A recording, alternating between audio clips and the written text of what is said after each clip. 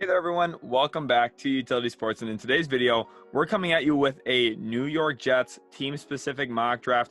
I myself am a New York Jets fan, so I know the ins and outs of this team, what we need, what we're going to look to do in rounds 1 through 3 in this team mock draft. And if you're new to the channel, this is something we've done before with a bunch of other teams. So make sure you go check out some of those videos on the channel after today's video. And then also in the comment section, request which team you'd like to see us do next. We love to reply to our comments and make sure that you guys feel heard on the channel. We're putting the U in Utility Sports here on the channel. Leave a like on today's video as well if you are excited for the Jets offseason. I know we're looking at this a little bit early, but at this point, 3-8 in the season, probably not looking like a playoff team here. We're doing the standard 3 rounds here on the channel for the team-specific mock draft. And let's jump into it here now. We're going to go ahead and start the actual draft here in a second. And the Lions picking 1, they're probably going to go with Kayvon Thibodeau, I would have to guess. And yes, that is the way it goes. And you see the Jets here picking 4 and 5. Thank you, Seattle, for trading us your pick for Jamal Adams. This, of course, is a huge deal breaker now because the Jets have 2 picks in the top 5 here. And I couldn't think of a better way to start it off here than what's still on the board for us. Cornerback out of LSU, Derek Stingley, a very, very attractive pick at this point. And at this juncture, just because of his ability in man-to-man coverage. He's got very fluid hips. He's extremely athletic at that cornerback position, which is really where you're looking to go for an NFL team here in the top 5. I know cornerbacks tend to struggle early in their NFL careers. However, the Jets have been missing that premier lockdown cornerback since Darrelle Revis retired. Stingley, he is that guy. He's been that guy for LSU now for the last 3 seasons. His freshman year, he started off with an absolute bang, 7 interceptions. And this year, again, he's picking back up, showing why he's a first-round level cornerback. He's a really, really good piece, and I think that it's a no-brainer here, 4th overall, to go with Derek Stingley. I know, picking at 5, this is a unique opportunity to be picking back-to-back. Of course, now we see the Giants doing that and the Eagles right behind us as well. This draft is just loaded with teams with multiple picks. You see the Eagles have 3 in the top 14. But for our Jets, there's a few different ways we could look now. I think Derek Stingley was the obvious selection, 4th overall. Just too good to pass up on in my estimation. At that cornerback spot. And then we come back here, and there's a few different ways we could look. Edge, George Karlaftis, someone who maybe is not worthy of the number 5 overall selection just based off of true talent, but still a very good player at a position of need at that edge spot. We know how important that is in Robert Saleh-led defenses where they have a rotation of edge players. They have got guys who can make plays in the backfield in the run game. George Karlaftis, that's literally the definition of his game. And then you're looking at some offensive tackles out here as well. Ike Mekwonu, probably the best run blocker in this year's class out of NC State. Or you have the upside pick with Evan Neal out of Alabama. I could see that as well. DeMarvin Leal, a nice hybrid interior defensive lineman. You can put him out at that edge spot if you need to, but probably best suited to be one of those interior defensive linemen if absolutely necessary. And then looking at some other spots here, of course, this could be a trade down spot as well. Matt Corral sitting out here if a team wanted to jump. Jordan Davis has been a beast all year long for Georgia. I don't see the Jets going with 2 cornerbacks. Kenyon Green, I love his upside, and as an interior offensive lineman, I think Tyler Linderbaum as well makes a lot of sense at that center position. I think that's really a key need as well for the Jets, but I don't necessarily know if I see them taking Linderbaum 5th overall. And for that reason, I'm going with Evan Neal. We're going to go back, grab a right tackle here. Evan Neal spent a good majority of his career for the Alabama Crimson Tide playing right tackle, and that's where he's going to kick back to. Joe Douglas has shown time and time again so far in his first 2 NFL drafts that he's not afraid to spend a first-round pick on an offensive lineman. Did so with Mekhi Becton, then traded up for Elijah Vera Tucker. He's filled out the left side of that offensive line, but it's clear, watching the New York Jets, we still need more help along that offensive front. Coming in, finding a guy who I think can be a really, really great right tackle pretty quickly into his NFL career is a no-brainer at this point. Of course, then here we are now, pick 46. We're on the clock again. We have 2 picks here in the second round as well. 46, a good spot to start here. Linebacker could make some sense for me. Kenneth Walker's out here as well. I don't think that they'll look back at that running back position, though, after drafting Michael Carter from UNC last year.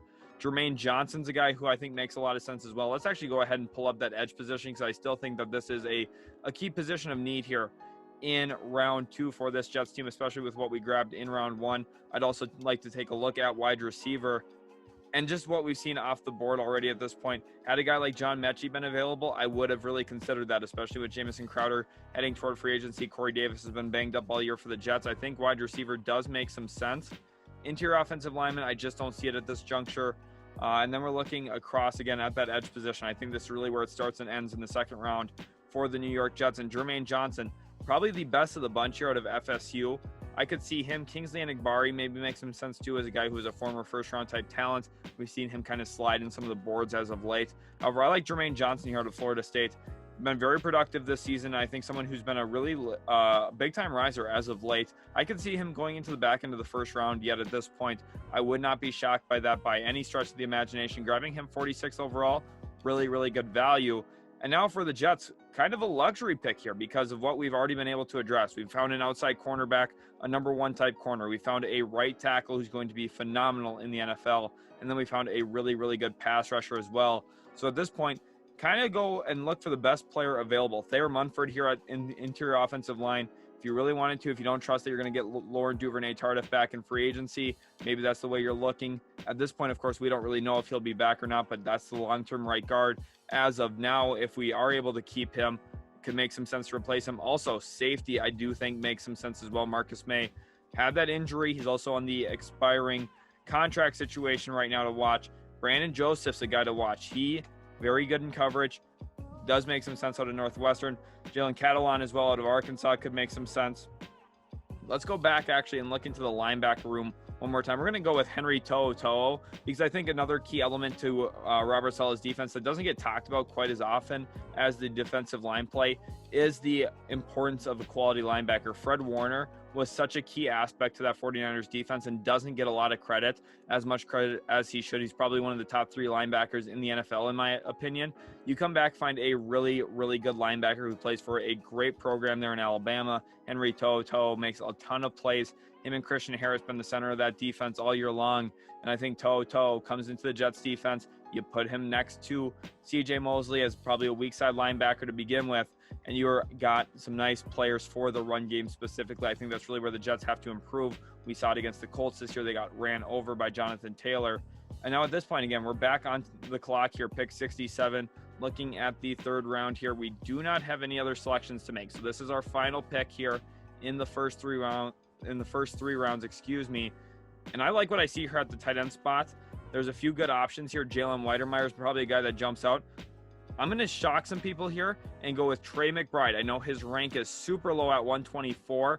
Trust me, he is a playmaker in the pass game, has caught a ton of balls for a ton of yards this year. I believe he leads all tight ends in yards from scrimmage this season, especially in the pass game. He's been really, really good, really, really consistent. And I think in a lot of ways has been everything that the Jets would need at that tight end position. So this is a really good grab for me here. At this point, the Jets have done so well in this mock draft, in my estimation. Derek Stingley, Evan Neal, 2 elite talents in the top 5. Very, very good NFL players on day one of their NFL careers. Then you're also looking at Jermaine Johnson being a very, very nice pickup in round 2, along with Henry To'o, and then Trey McBride at that tight end position. Probably the best tight end in this year's class in terms of actual pass catching. Maybe not as well-rounded as some other tight ends, but I think in the actual pass game as a vertical threat, he makes a lot of sense for the Jets, and I think Zach Wilson would be very, very benefited by bringing in a tight end like McBride. And this has been our mock draft here for the New York Jets. Again, leave a like, subscribe if you're new New York Jets fan. There's a lot of other great NFL content here on the channel. And then also comment which team you'd like to see next. These are always a lot of fun to put together, a lot of fun to record. Hopefully you guys enjoy them as much as I do. This has been it for this video. Again, leave a like if you did enjoy, and we'll catch you in the very next Utility Sports video.